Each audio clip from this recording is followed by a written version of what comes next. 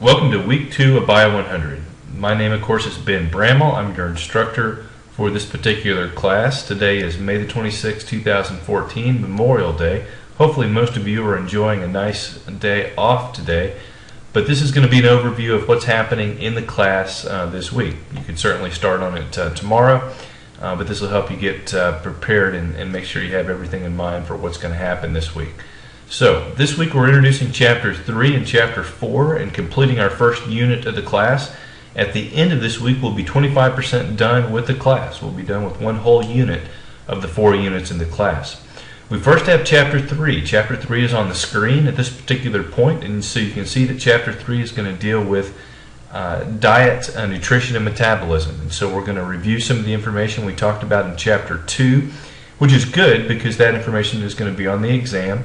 We're going to talk about nutrients, and in doing so, we're going to review the biological molecules that we talked about back in Chapter 2, carbohydrates, proteins, fats, and so forth. We're going to talk about some disorders that you can are the result of not getting all the nutrients that you need. We'll talk about scurvy, which is always an interesting topic. And then at the end of the chapter, we're going to talk about a very important topic in biology. We're going to talk about the transport of substances and molecules across the plasma membrane, focusing on osmosis. We'll talk about diffusion, facilitated diffusion, and then osmosis. Osmosis is a big deal in the biological world, and so when you start to talk about physiology, for instance, the physiology of your body or of any living organism, a lot of that focuses around this idea of osmosis, the movement of water across a semi-permeable membrane. And so you have to have some understanding of that in order to understand basic physiology. For instance, you all know that you can't drink seawater, right? You've seen the various movies like Castaway a number of years ago where Tom Hanks is playing that character where he's laying out on the boat in the ocean and almost ready to pass on because he doesn't have any fresh water when he gets rescued. So why can't you drink seawater? And people will say, well, it dries you out. And that's correct, but how does it dehydrate you? And so we'll talk about that during the course of this particular chapter. I've tried to tie it into some things that we see in the environment, so you'll see when you get to your questions for this chapter. I've got a question about mangrove trees, which are trees that are adapted to growing in salt water, abundant down in Florida, in the area of the Everglades and a little north of that, for instance, providing great habitat for species there and erosion control. How can they live in that salty water? What's different about them than plants that we find in freshwater? For instance, there are bald cypress trees that grow in freshwater swamps. That's the point of that particular question. And so it's a really interesting topic. To understand really much about biology at all, you have to have an understanding of osmosis, and it's a pretty fascinating topic. You can see in slide 20 there's a review of what happens what would happen if you were given an IV that had too high or too low solute present in it, either salt or sugar, which is what IVs are composed of. So what happens if there's too much salt? What happens if there's too little salt? So we'll learn about that during the course of this chapter. We'll move on to Chapter 4. Chapter 4 is another interesting chapter, and in Chapter 4 we're going to talk about enzymes on the first few pages of the chapter, which are just composed of 2 slides here, but the first section of your text deals with enzymes. I strongly encourage you to spend some time reading the text. I hope that you're reading the text for all these chapters, but especially in this chapter. Read the text and maybe even read it a couple times. It's pretty short, but be sure that you have an understanding of what we're talking about here. I, of course, have the explanations posted on YouTube, and I hope those are extremely helpful. But these are topics that typically require some questions when we do this in an in-class setting. So please ask those questions, and please spend some time making sure you understand the concepts, because these are relatively complex concepts, kind of sophisticated sort of topics here, and it may take just a little bit of time to get a handle on that. I hope it's been laid out in a clear fashion, and so I'll certainly be here to answer questions as you go through that material.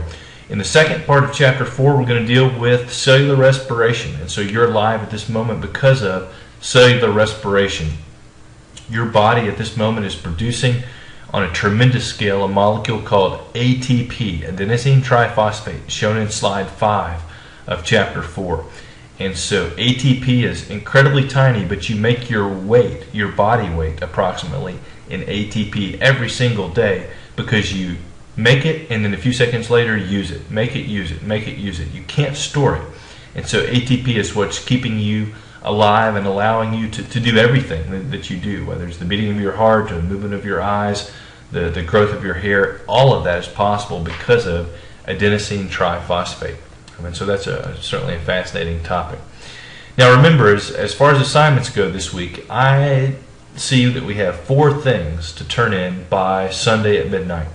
There is the Chapter 3 quiz, which is now available, the Chapter 4 quiz, which is now available, there is the Chapter 3 writing assignment, which is now available, and there's the exam, which is going to be available very shortly. At least by Tuesday morning, we'll have the Chapter 4 exam available. I'd be surprised if you're going to be taking it on Tuesday morning, but it'll be available for you at that time and available until Sunday at 11:55. So keep those 4 things in mind as we move forward through the week. Now, on the topic of the exam, the exam consists of 50.